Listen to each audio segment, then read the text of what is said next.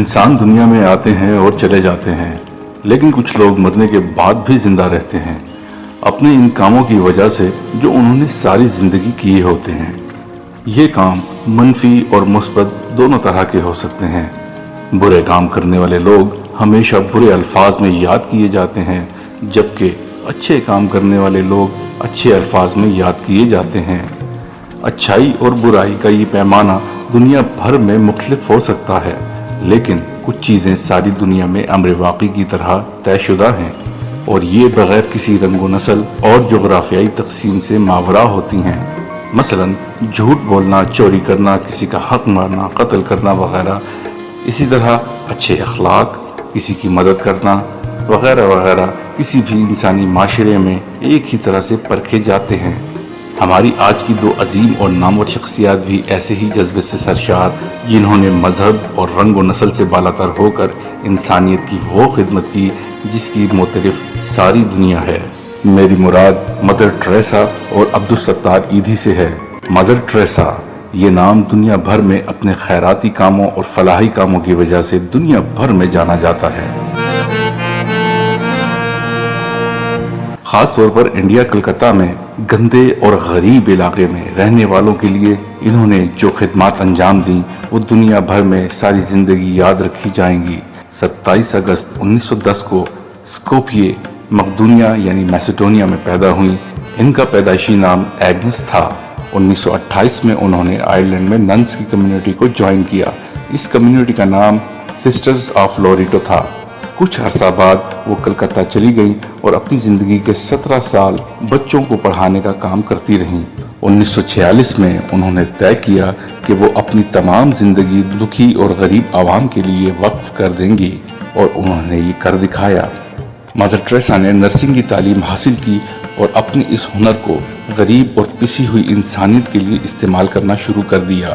1948 میں انہوں نے ایک کرسچین خیراتی ادارہ قائم کیا اور تقریباً 50 سال تک اپنی اس عہد کی پاسداری کرتی رہیں۔ اس خیراتی ادارے نے غریب بچوں کے لیے اسکول کھولے، بلکہ بصارت سے محروم افراد کے علاج اور سہولیات کے لیے گراں قدر کام کیا۔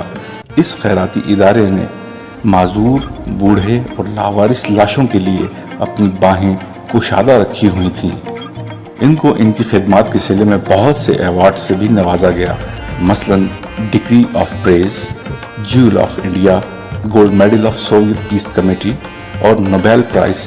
دنیا بھر کے بے شمار تعلیمی اداروں نے انہیں اعزازی ڈگریاں بھی عطا کی۔ 2016 میں پوپ جان نے انہیں sent by the Roman Catholic church کا خطاب دیا۔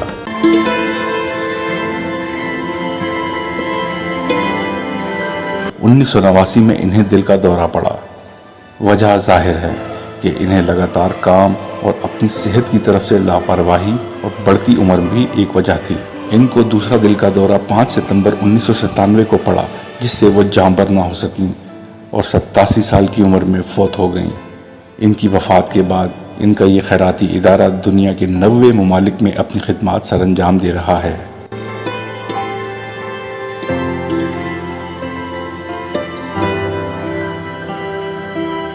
عبدالستار ایدھی۔ ہنگامی خدمات یعنی ایمرجنسی سروسز انتہائی مشکل کام ہے، خاص طور پر جب یہ صورتحال خطرناک ہو، لیکن یہ زیادہ تر پاکستانی ریاست نہیں جو انہیں فنڈز فراہم کرتی ہے۔ زیادہ تر ایمبولینسز اس غیر معمولی انسان کا نام لیتی ہیں جو ان کے پیچھے ہے، یعنی ایدھی۔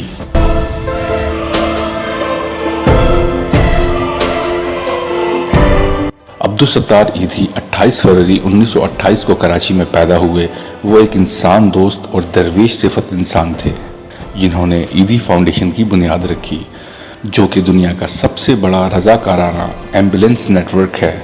اس کے علاوہ ایدھی فاؤنڈیشن پورے پاکستان میں پناہ گاہ، بے گھر افراد کے لیے شیلٹر ہومز اور نہ صرف انسان بلکہ جانوروں کے لیے بھی پناہ گاہیں فراہم کرتا ہے۔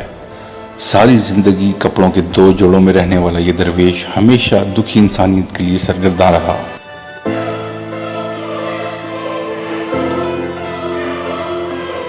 کھارا در کراچی سے تعلق رکھنے والے اس درویش کی خیراتی سرگرمیاں 1957 میں بہت پھیل گئیں، بلکہ یہ کہنا زیادہ درست ہوگا کہ زیادہ وسیع پیمانے پر شروع ہوئیں۔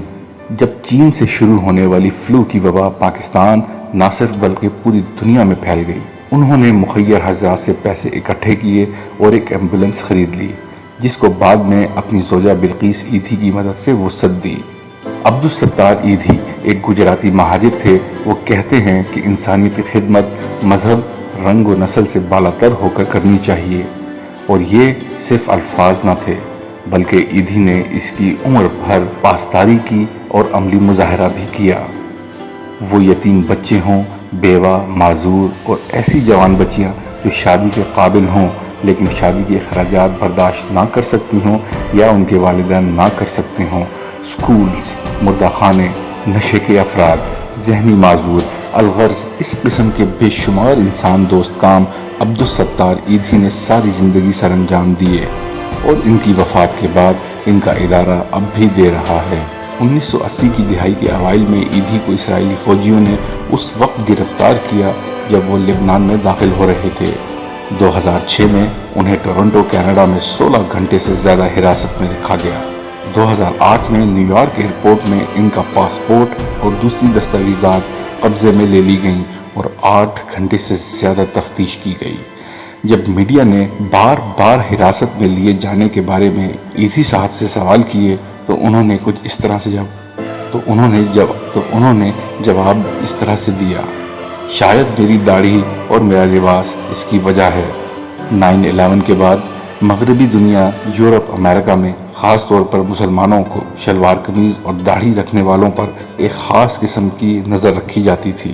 عبدالستار ایدھی کو نہ صرف ملکی سطح بلکہ بین الاقوامی سطح پر سراہا گیا اور انہیں ان گنت ایوارڈز اور خطابات سے نوازا گیا، اور ان کو بہت سی یونیورسٹیوں نے ڈاکٹریٹ کی اعزازی سندیں بھی عطا کیں۔